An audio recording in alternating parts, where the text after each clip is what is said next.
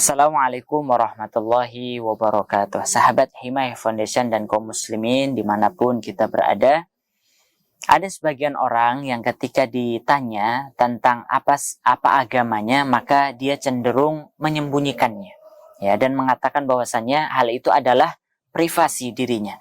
Maka bagaimana menurut Islam? Kalau yang ditanya itu adalah orang non-muslim, maka itu haknya. Dia mau menjawab dan dia mau berpendapat agama adalah privasi atau tidak, itu hak mereka. Namun yang ketika yang ditanya itu adalah seorang muslim, maka ini ada beberapa masalah yang harus kita jelaskan. Yang pertama, ya, hal ini tentunya bertentangan dengan konsekuensi daripada kalimat syahadat.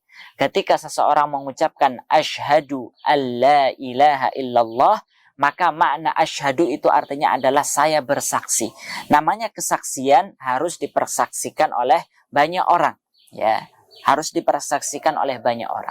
Ini yang pertama. Kemudian masalah yang kedua, dalam Al-Qur'an, tepatnya dalam surat Ali Imran ayat 52, Allah Subhanahu wa taala menyebutkan perkataan Hawariyun, yaitu para pengikut setia Nabi Isa alaihissalam, di mana mereka mengatakan fashhad bi anna muslimun, persaksikanlah bahwasannya kami adalah orang-orang Islam.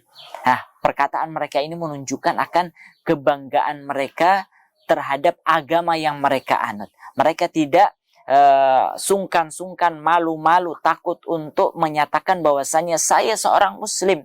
Ya, ini yang kedua.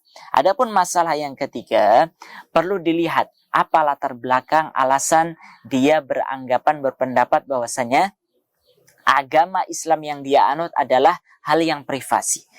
Kalau alasannya adalah khawatir kehilangan pamor, jabatan, pekerjaan, dan yang lainnya yang bersifat duniawi, maka ini tidak bisa dibenarkan.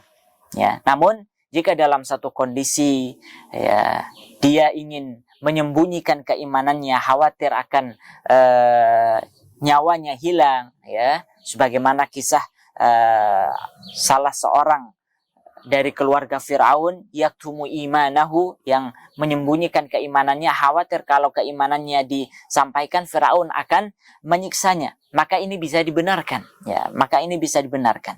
Ini setidaknya tiga catatan dalam masalah ini. Terakhir, saya nasihatkan kepada seluruh kaum muslimin, ya, maka banggalah kita dengan keislaman kita. Jangan sampai kita takut, khawatir, kehilangan pamor, jabatan kita, pekerjaan kita, karena Islam yang ada dalam jiwa kita. Wallahu a'lam. Assalamualaikum warahmatullahi wabarakatuh.